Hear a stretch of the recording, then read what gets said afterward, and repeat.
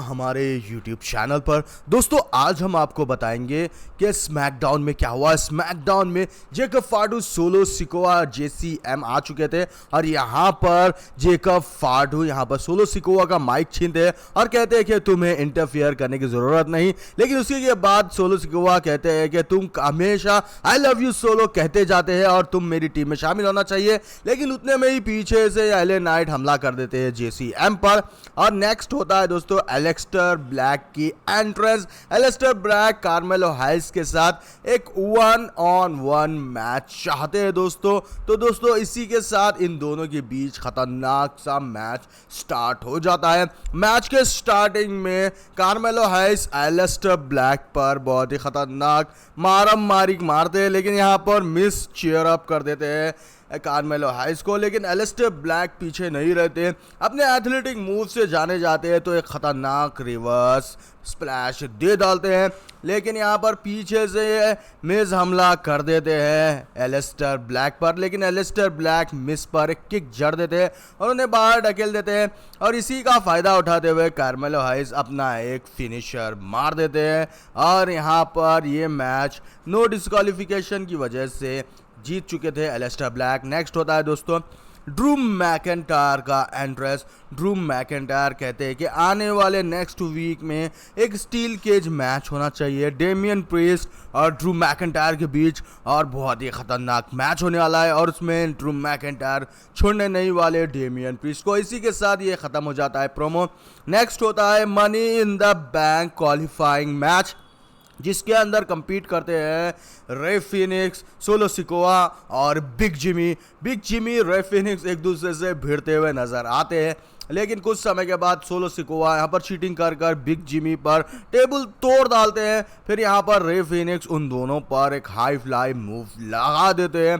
ऐसा लग रहा था दोस्तों कि यहाँ पर जिमी ऊसो इस मैच को जीत जाएंगे, लेकिन यहाँ पर देखिए सोलो सिकोआ अपना फिर से डोमिनेशन दिखाते हैं, क्योंकि दोस्तों सोलो सिकोआ कुछ समय से डोमिनेशन दिखाई नहीं दिए थे। तो यहाँ पर जिमी ऊसो भी एक स्पीयर देते हैं और इस चीटिंग के साथ इस मैच को सोलो सिकोआ जीत जाते हैं। लेकिन रिंग के बाहर एक खतरनाक सा ब्रॉल स्टार्ट हो जाता है। तो इसी के साथ यहाँ पर इन दोनों के बीच 1-on-1 मैच स्टार्ट हो जाता है। दोस्तों स्टार्टिंग में JCM LA नाइट पर अपना डोमिनेशन दिखाने में कामयाब हो जाते हैं, लेकिन कुछ समय के बाद यहाँ पर JCM इन पर अटैक कर देते हैं। दोस्तों ये JCM का फुल फॉर्म मुझे नहीं मालूम, JC मैक्योर कुछ ऐसा ही नाम है इस नए सुपरस्टार का, जो दिखने में सोलो सिकोआ का भाई नज़र आ रहा है।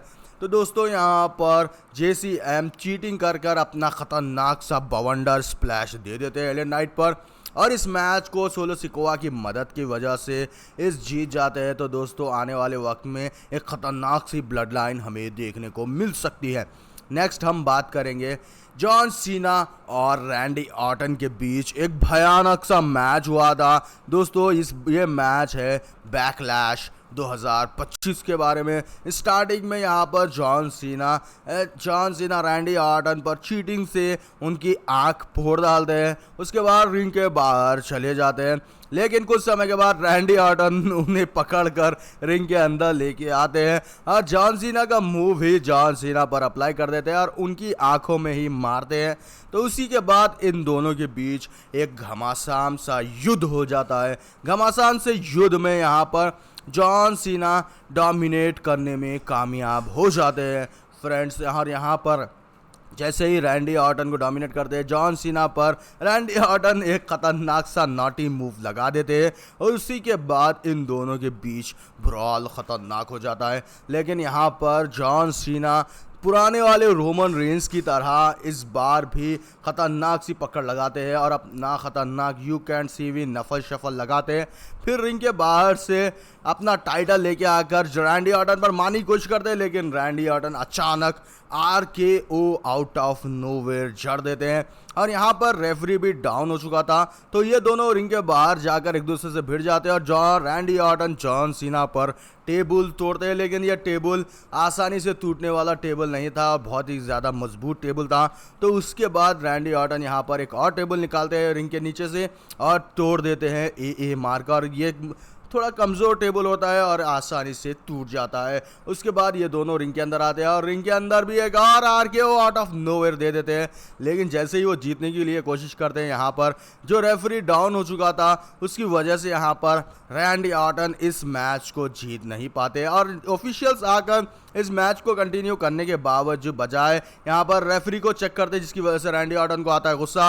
वो पूरे के पूरे लोगों को यहाँ पर आरकेओ आउट ऑफ नोवेयर जड़ देते हैं, जिसमें निक एल्डिस डब्ल्यूडब्ल्यूई के ऑफिशियल्स होते हैं, क्योंकि उन्हें चाहिए, रैंडी ऑर्टन को एक रेफरी चाहिए था, लेकिन रेफरी के बदले यहाँ पर ऑफिशियल्स आ गए और जॉन सीना को बचाने के लिए यहाँ पर जॉन सीना के चाइल्डहुड फैन आर्थर आ जाते हैं। जैसे ही आर्थर जो रैंडी ऑर्टन को रोकते हैं, उन्हें भी पड़ जाता है एक आरकेओ आउट ऑफ नोवेयर, जिसका फायदा उठाते हुए जॉन सीना पीछे से लो ब्लो मार देते हैं और इस मैच को जीत जाते हैं।